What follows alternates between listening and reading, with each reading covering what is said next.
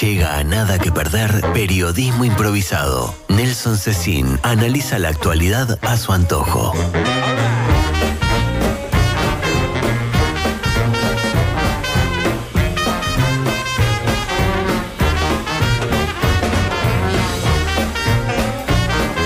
Y seguimos, 23 minutos pasan de las 10 de la mañana y ya estamos un poco alborotados acá con Nelson Cecín. Muy buenos días, ¿cómo estamos? Buenos días. Chiquis, muy buen informe, Luca. Muchas gracias. Me gustan esos temas que permanecen ocultos, pero son sustanciosos. Y hacemos periodismo acá, lo que pasa. Déjate de joder. No, ¿cómo es? Tú también, Souto, estuviste muy bien. Souto. Claro, ya ahora nos impregnamos de lo de Rancia. Y yo quiero decir a propósito de Rancia, lo digo ahora y no lo voy a decir nunca más, que yo la escucho. A Rancia, ella dice, sabemos que tenés un interés particular. No, ella lo tiene, yo ninguno. Ninguno, porque vos sabés que si se no complica, tengo lío. se complica. Souto, no. Souto. Pero creo que como creo que yo está haciendo bastante bien esa etapa de la audiencia, ¿o no? Sí, mucho cariño de la audiencia. Después en la red no le doy bola, pero acá no tengo más remedio que escucharla. Pero entonces, ¿sabes qué? Creo que voy a cambiarle el nombre al espacio. Opa. Le voy a poner El Rancio. ¿A este espacio? Sí. Ella Rancia y yo El Rancio. El Rancio. Capaz que era el mejor nombre desde el principio. Me puse a pensar en las cosas que trato y digo, claro. Estoy cada vez más viejo rancio. Bueno, ¿te acordás que el otro día hablábamos de eso? ¿En qué se iba notando? ¿En qué se iba notando? En la ranciedad. Bueno, está bien.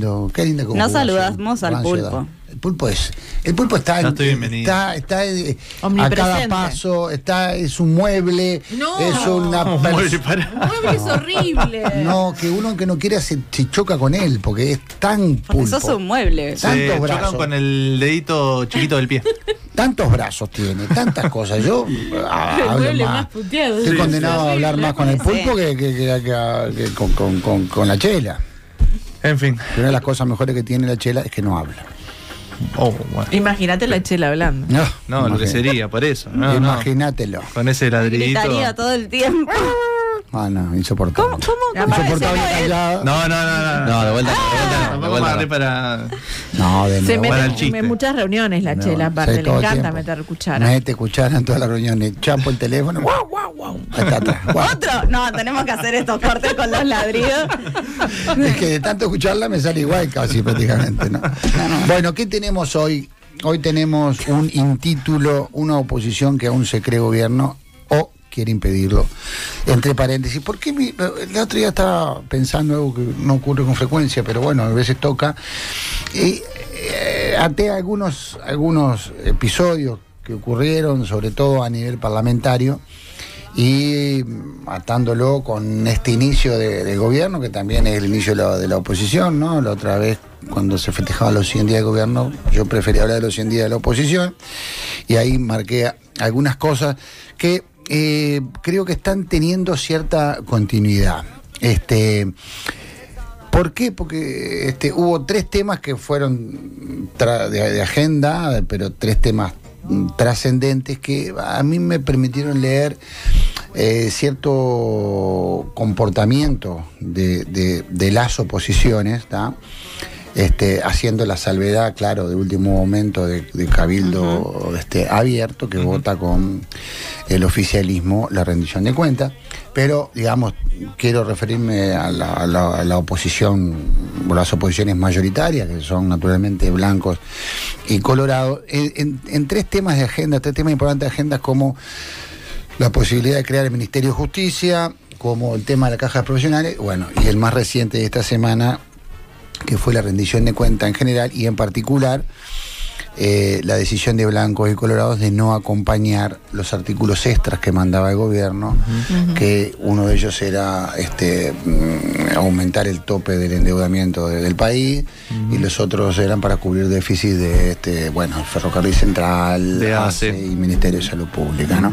Entonces a partir de ahí me surgía la pregunta de qué pasa con las oposiciones blancas y colorado ante digamos esta posición bastante cerril que han tenido respecto a estos 3 proyectos importantes, y ahora voy a explicar por qué.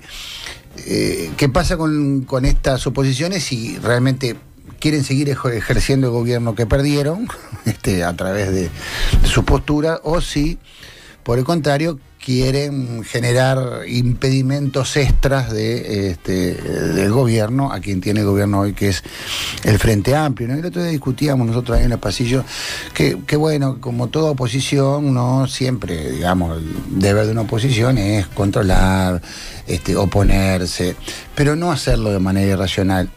Y en ese sentido hablábamos de, bueno, en el periodo pasado el Frente Amplio como oposición,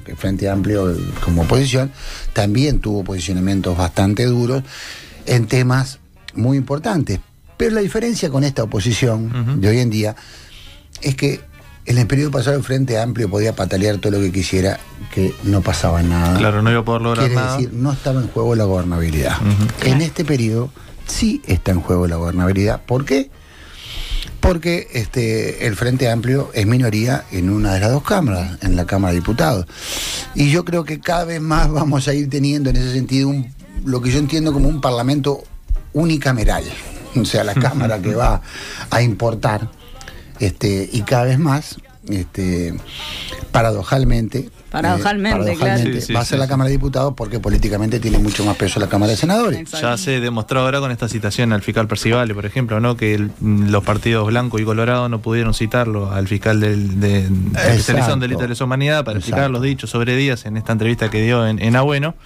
Y finalmente es que el diputado blanco, Diego Echeverría, es que termina acompañando la postura de García y de Ojeda para citar a Percivale a la Cámara de Diputados, porque no tenía mayoría el Frente Amplio. Participan ellos 2 y Diego Echeverría no habla. Claro, no, está como pintado. Y ahí ven cómo, digamos, lo obvio, y yo te diría hasta lo burdo de toda esa jugada, ¿no? Cómo Ojeda y García, a quienes nos vamos a referir un poco porque son el epicentro de esta lógica opositora, para mi gusto, cómo se vuelven diputados y acaparan, siendo senadores, la atención sobre este tema. Dicho sea de paso, una convocatoria a Percivale que le salió tanto, para mi gusto, tanto a Ojeda como a García, el tiro por la culata, porque esperaban que irresponsablemente Percivale prendiera el ventilador y sostuviera cosas que no podía probar ni defender, como el mismo Percivale dijo ayer en la comisión. Pero aparte hay muchas paradojas encerradas en esta jugada. Un fiscal Percivale, a quienes blancos y colorados siempre tuvieron en la mira, justamente por ser un fiscal que ha tenido un comportamiento desde su rol profesional muy decidido y muy valiente, nada más y nada menos que con las causas de derechos humanos. Bueno, sin ir más lejos, la postura que ha tenido Javier García cuando era ministro de Defensa, por ejemplo, ¿no? Con estos casos. Pero claro, y ayer yo leía una nota del Observador que consultaba a algunas fuentes de militares retirados que expresaban su particular enojo con sus referentes políticos blancos y colorados. ¿Por qué? Porque según la mirada de estas fuentes militares, lo que le recriminaban a blancos y colorados eran cómo van a levantar ustedes a través de a la figura de Percivale, que es el enemigo público que tenemos los militares retirados, justamente en el tema de los represores, ¿no? Entonces, todo muy paradojal. No pensaba referirme a eso, pero ahora que entramos en el tema, me parece que la conclusión es que le salió el tiro por la culata. Y esto se le salió el tiro por la culata, ¿no? En realidad lo que se les nota es como el enojo que tienen por no haber conseguido lo que buscaban de alguna manera, sí, ¿no? Un enojo grande, y además hay una cosa que ya es preocupante y que no solo se ha visto en este caso, sino que yo lo pude comprobar en este caso que vamos a tratar ahora, que es justamente el del Ministerio de Justicia, que es tal el encono que hay contra el prosecretario Jorge Díaz, que yo creo que ya está llegando a un nivel como de persecución política e incluso de proscripción política. O sea, ya me parece que ha rebasado ciertos límites, porque la jugada que vemos acá, que quisieron vehiculizar a través de Percival, también la vamos a ver en la repentina oposición que tienen blancos y colorados al Ministerio de Justicia, pese a haberlo incluido en su programa, ¿no? Pero quería ir por orden, bueno, a esos 3 episodios que yo me refería, a la caja de profesionales, ¿no? La caja de profesionales. Ahora vemos que blancos y colorados, digamos de manera muy extraña, quieren hacer recaer el peso del salvataje de la caja en hombros prácticamente de la población entera. O sea, ¿no? Dicen, no vamos a cobrarle a los activos que aportan a la caja y tampoco a los jubilados, el mayor peso tiene que recaer. O sea, a tal punto que tuvo que salir el ministro O'Donnell en un intento por persuadir de que no se hiciera eso, a decir, pero ¿con qué derecho le vamos a pedir a la población no universitaria de este país, que es la enorme mayoría, que haga su esfuerzo económico para solventar una caja profesional que es de los universitarios, ¿no? Por supuesto, una postura muy distinta a la que tuvo esta oposición cuando era gobierno en el periodo pasado, cuando se discutió ese tema, ¿no? Tema 2, bueno, el tope de deuda para tapar el déficit fiscal y otras deudas que el propio gobierno anterior dejó. O sea, ya hemos hablado mucho sobre ese tema, o sea, un déficit fiscal casi igual al de 2019, a pesar de haber prometido que se iba a dejar un déficit fiscal menor, aquellas deudas ocultas, entre comillas. En el presupuesto quinquenal de 2020, la idea era cerrar la gestión de gobierno con un 2,5. Claro, ¿no? De déficit fiscal y termina siendo 4,6. 4,6, claro, 2 puntos más del doble. Entonces, lo del ferrocarril central, que era una cosa que tuvo que llegar a este gobierno para llegar a un acuerdo por 144 millones de dólares, nada menos, para poder evitar que se paralizaran esas obras, ¿no? Está bien, desde otra lógica uno podría decir, ni blancos ni colorados podían votar esos artículos porque era un reconocimiento implícito de que habían dejado esos agujeros, ¿tá? Pero lo que sí reconocen, porque ¿qué pasó? Pasó que blancos y colorados votaron la rendición de cuentas, como no podía ser de otra manera, porque era del periodo anterior de ellos, y la votaban en contra, era que estaban en contra de los números que había dejado el último año el gobierno anterior, y no votaron estos otros artículos, como decíamos, adicionales. Pero dentro de lo que votaron una exposición de motivos, porque la rendición de cuentas tiene una exposición de motivos que viene a ser como un resumen ejecutivo conceptual de lo que van a incluir todo el resto de los artículos. Una rendición de motivos, votaron blanco y colorado, decía que donde se dice que la pobreza y la desigualdad quedaron a niveles del 19, pero con mayor indigencia y vulnerabilidad en la primera infancia. O sea que lo votaron, lo están reconociendo. También dice la exposición de motivos que el salario mínimo nacional evolucionó en línea con el salario promedio, lo que contrasta con la dinámica observada entre 2005 y 2019, gobierno del Frente Amplio, cuando aumentó por encima y operó como un instrumento para la reducción de la desigualdad. Ya sabemos que el aumento del salario mínimo tiene un efecto redistributivo bastante importante. O sea, reconocieron también. Y también reconocieron que el ingreso promedio de los hogares cerró el periodo en valores similares a 2019, pero que a diferencia de los anteriores quinquenios, cuando aumentó por encima, a diferencia de anteriores quinquenios, el ingreso de los hogares del primer decil, el 10% de menores ingresos cayó. O sea, que también es esta paradojas, ¿no? Porque, lo votan y esto es lo que contiene la rendición de cuentas. Tercer tema, el Ministerio de Justicia, ¿no? Como yo decía, estaba en el programa de el Partido Nacional, la necesidad de crearlo, ¿no? Estaba en el programa del Partido Colorado y estaba en el Compromiso por el País 2, o sea que era el programa conjunto que entre octubre y noviembre hicieron de nuevo lo que hasta el periodo pasado era la coalición de gobierno, hoy coalición multicolor, republicana, etcétera, etcétera, que ya como tal no existe. Y te ¿no? sumo además la propuesta por parte del del abogado y del entonces dirigente del Partido Colorado, Andrés Ojeda, cuando se daba el diálogo interpartidario en el Ministerio del Interior, que lo lideró Diego Sanjurjo. Que ahí propuso también la creación del Ministerio de Justicia en el marco de todas esas medidas que estaban elaborando en el marco de ese trabajo de las reuniones con todos los partidos políticos representados en el Parlamento. Yo traje aquí un audio de Ojeda para dimensionar cuáles son los fundamentos que tiene hoy Ojeda, secretario general del Partido Colorado, para oponerse a este Ministerio de Justicia. Si lo tenés por bueno, personalmente yo tengo una posición filosófica a favor de la creación, pero también es importante destacar que tienen que estar dadas las garantías para crear un organismo que es delicado, naturalmente, y creo que lo que ha pasado en estos días, por ejemplo, la citación urgente, compulsiva, e incluso con adjetivos de parte de la bancada del Frente Amplio, convocando casi a una interpelación a la fiscal de Corte, no ayuda para que pensemos en que va a dar garantías desde una figura así. Y lo otro que les digo es, a ver, si uno va a poner un gallinero, lo primero que quiere es no darle la llave al zorro, ¿no?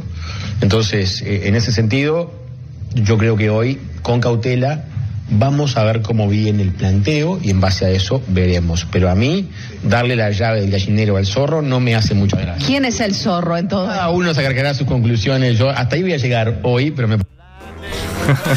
¿Quién es el zorro? Uno podría decir... Zorro viejo. al zorro Díaz. Sí, pero está claro, ¿no? O sea, ahora todo eso... Me imagino Díaz, tac. O sea que, fíjese en el razonamiento del secretario general del Partido Colorado, ¿no? Rechazamos la creación de un ministerio que él mismo dice que considera necesario, porque lo podría llegar a encabezar el zorro de Díaz, ¿no?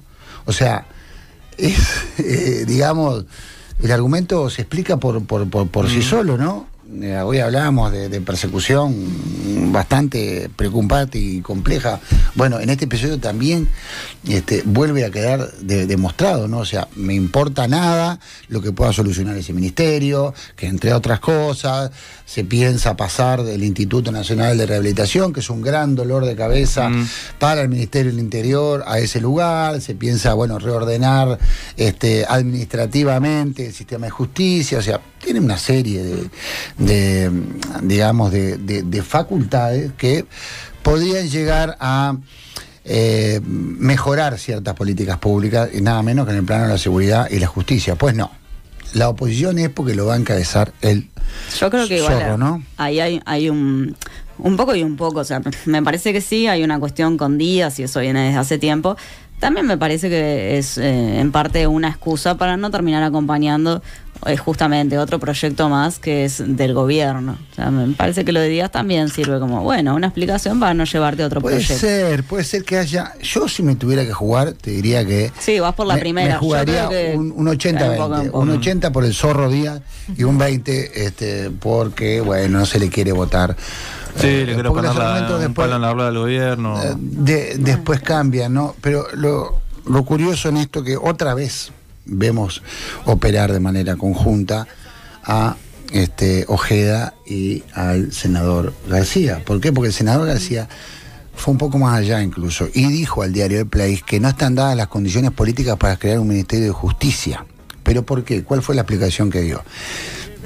Dice, el gobierno del Frente Amplio, con los antecedentes que tiene en relación a la Fiscalía y a Díaz, otra vez no, bueno, no da garantías de respetar la independencia del Poder Judicial y de todo el sistema de justicia. O sea, está hablando de que, o sea, ya está elevando un poco más claro. la peligrosidad del argumento. No, ya rompes con el régimen democrático. Pero rompe con todo, por supuesto. Claro. O sea, miren los niveles de argumentación que le está llegando, ¿no? Y luego dijo a Telemundo que el peligro es la violación de la independencia del Poder Judicial y su politización. O sea, justamente García hablando de respetar la independencia del Poder Judicial y de no politizarlo. Cuando habla de... Y decir que hay un partido fiscal, Eso mismo, esto. o sea, ¿qué es? Y arremeter como arremetió García y todo su partido en conjunto contra la fiscal que imputó hace un tiempo atrás a Besosi, ¿qué es? Y esta última maniobra burda con queriendo utilizar a Percivale, ¿qué es?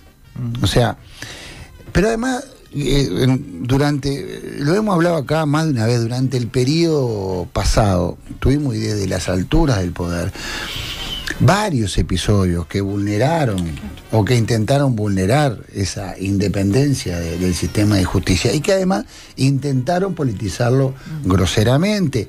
Recordemos, a riesgo de ser un poco fatigoso, el ex presidente del Partido Nacional, Iturralde, cuando en aquel audio que le manda a Penades dice hay que presionarlo, hablando del ex fiscal de Corte Gómez, hay que presionarlo y hay que empujarlo que se caga y se va.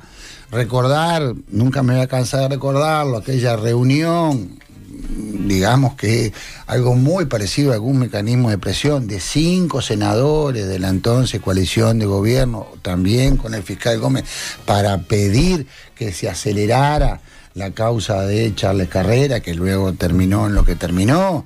Las presiones a los medios y también a la fiscalía por la filtración de los audios del caso Astesiano, presiones que venían directamente del presidente de la República, el presidente de la República de la calle Pou apoyando explícitamente a la fiscal Fossati, que era la que debía investigarlo en el caso Astesiano. Hasta el final. Hasta el final, los respaldos de varios senadores a Penades, ¿no? Antes de que explotara todo lo que explotó en su caso.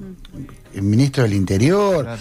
O sea, y después, digamos, ¿cómo te puedo decir?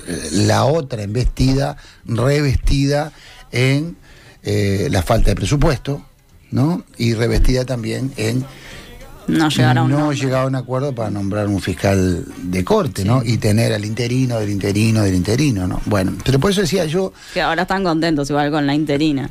Bueno, ahora es cuando están, ahora sí están contentos con la interina y en palabra de Ojeda, ¿para qué la vamos a cambiar si está funcionando bárbaro, ¿no? Bueno, a pesar de, digamos, las cosas que nos dice el gremio de fiscalía, que tiene que lidiar con esta fiscal de corte en una serie de aspectos y de rubros que competen en la fiscalía, ¿no? Acá la audiencia se puso creativa porque tiran que la jugada maestra del Frente Amplio sería mandar a Percivale como fiscal de corte a ver si la oposición lo vota.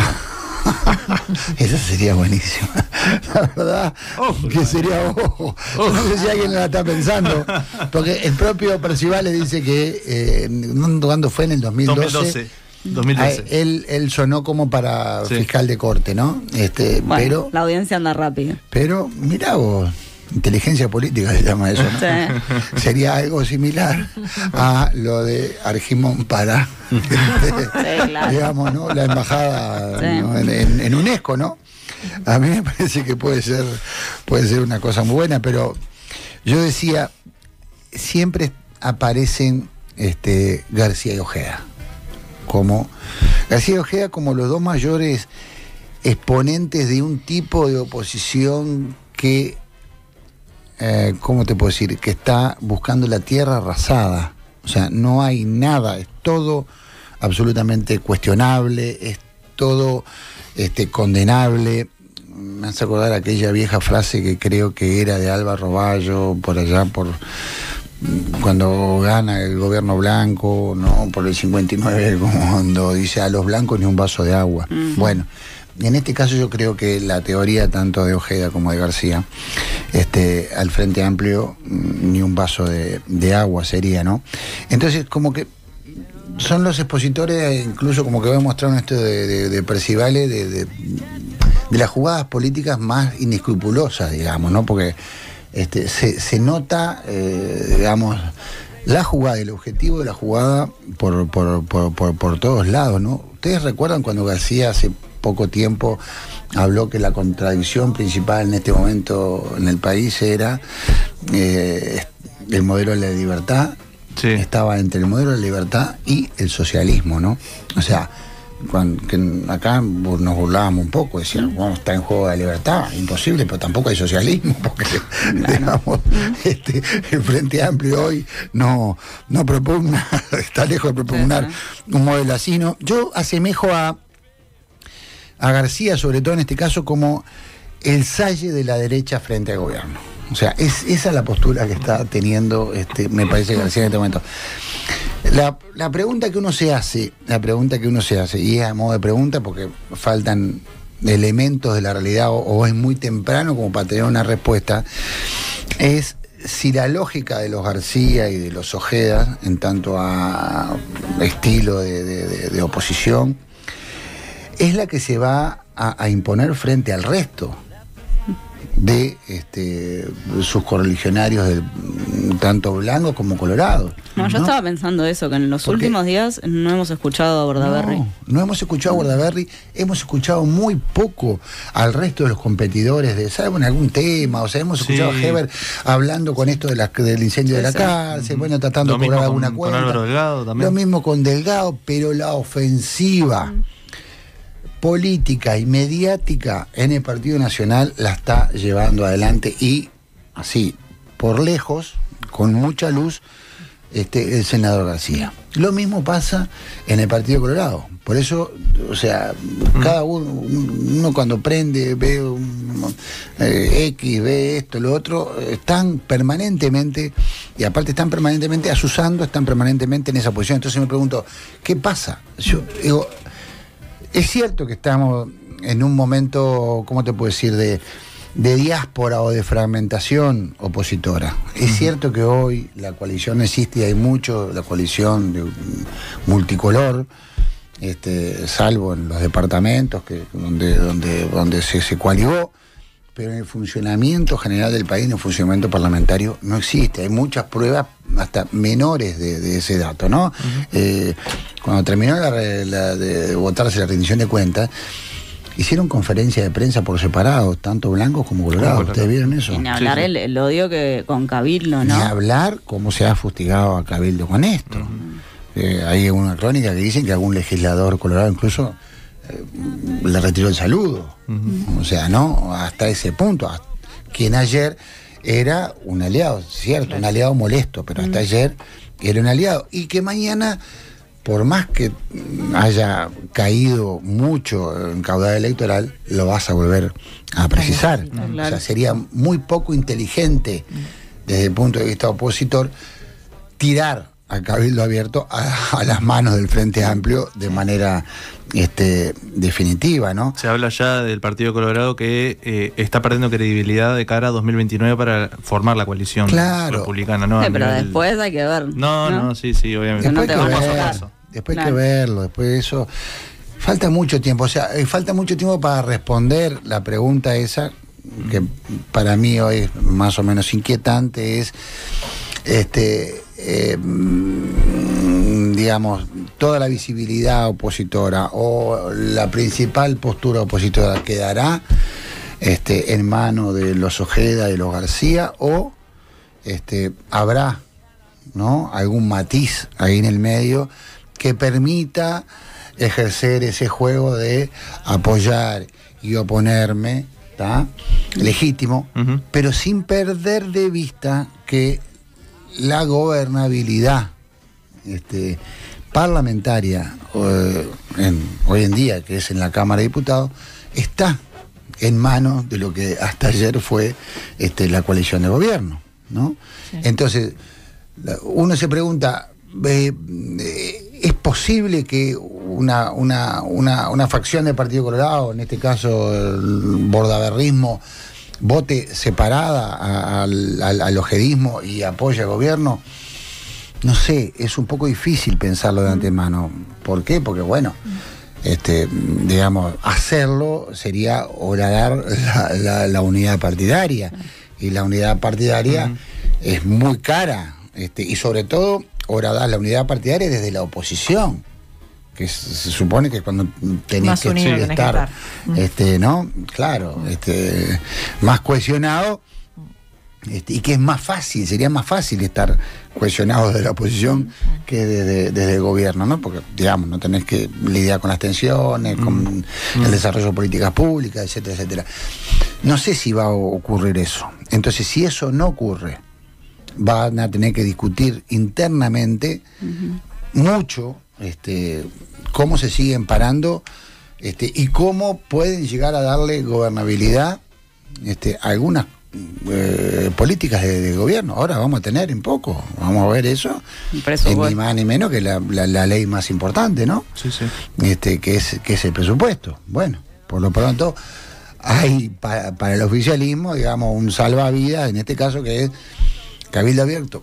Paradojalmente Cabildo Abierto, ¿no? Yo diría, porque también es otra paradoja, porque el Cabildo Abierto, recordemos, es el que en varios aspectos ha tenido posturas que han estado, digamos, en las antípodas del pensamiento del Frente Amplio, ¿no? Sí, pero ya han votado en conjunto cuando se decía esto de que era el socio díscolo de la coalición. Sí, Cabildo en alguna cosa iba con el Frente Amplio. Pero alguna cosa, yo te diría, algún interés muy puntual. Está bien. Ahora hay que ver acá todo el resto de las cosas, ¿no? Y yo veía que ayer, no sé, salió una crónica, no sé si era del Observador de quién, que hablaba de que esto había sido negociado por Sánchez, con esta cosa que Perrone dice que sí, que fue la torre ejecutiva, pero que no fue a negociar esto. Me parecía lo más natural que eso ocurriera. Sí, claro. Lo más natural. Y me parecería lo más natural, además, que Cabildo Abierto, si va a apoyar el presupuesto nacional, bueno, reclame, pero digo, un reclamo por lo alto, reclame política. A mí me interesa esto, y si yo te voy a apoyar, bueno, quiero tener mi visión reflejada por lo menos en esta otra política. O sea, y Sánchez era el gran articulador, entonces entiendo que también hoy intente jugar ahí dentro de las dificultades de la Cámara, ¿no? Claro, debería ser gran articulador, aparte, bueno, su pasado legislador, me parece que... Y es un poco la misma estrategia que utilizó Cabildo Abierto en el periodo pasado también, ¿no? El tratar de negociar sus intereses con, en aquel momento, la coalición. Sí, podemos incurrir en una nueva paradoja. Que el Frente Amplio le lleve a Cabildo Abierto más cosas de lo que le llevó la calle Pou. La calle Pou a Cabildo Abierto. Siendo su socio en el gobierno. Porque ustedes recuerdan la queja amarga durante todo el periodo de Manini, diciendo que no nos llevan esto, no nos llevan lo otro, no nos escuchan, bueno. Y bueno, la historia también está hecha de paradojas. Muy bien. Luqui está me gustó esa. La historia está hecha de paradojas. Tiene el turco lo que tiene. Para una remera, la historia está hecha de paradojas. Bueno, cierres. Me gusta. Han llegado. ¿Vos tenés frase preferida de Artigas? El Padre Nuestro Artigas. No, sale hoy. Yo tengo una, sí, es la causa de los pueblos no admite la menor demora. Sí. Esa es para mí crucial. Yo tenía esa de los más infelices y los más privilegiados, pero un comentario muy pertinente de Luqui fue que, bueno, una vez que yo llego a ser privilegiado, me nace un infeliz y me va a combatir. Te la modificó acá, Luqui, en el aire. Pasa que es una paradoja. En el momento en el que soy infeliz, entonces tengo que ser privilegiado. Cuando paso a ser privilegiado, dejo de ser infeliz. Entonces tengo que dejar de ser privilegiado porque ya no soy infeliz. Entonces es un círculo vicioso del que no salís nunca. Y además vos como infeliz combatís al privilegiado. Claro. Y vos como privilegiado te vas a sentir combatido por el infeliz. Por supuesto. Impresionante. Tiramos abajo el artiguismo en 2 minutos. Me encantó qué bueno, No. Qué bueno, lo felicito. Ay, tampoco la lucha de clases, ¿no? Bueno. Cuando llegás, te olvidás. ¿Se acuerdan de aquello de, no? De tesis. Claro, la contraté. Sí. Han llegado muchísimos mensajes al 098-979-979 por acá. Bueno, hablan justamente de si la oposición se va a interponer a las soluciones que se van a encontrar por parte del Ejecutivo. Eso en pro de no permitir gobernar y comenzando el camino político hacia 2029, dice Mauricio.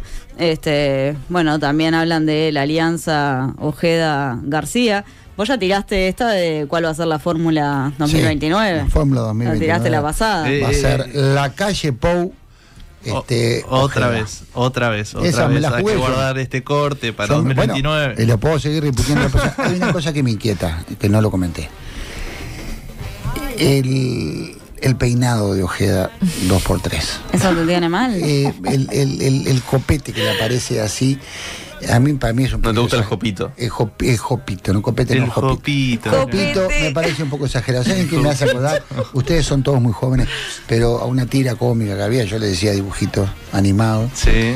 Que era de Johnny Bravo. Sí, claro. Por favor. ¿Se acuerdan de Johnny Bravo? Sí, claro. En todo. Bueno, corporalmente. No, pero además, ¿cómo es? El jopo. El jopo. El jopito. Está.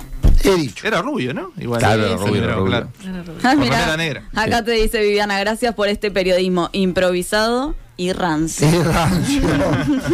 Quedó muy bien. Muy bien. Nada que perder. Nueva temporada. Nuevas ideas.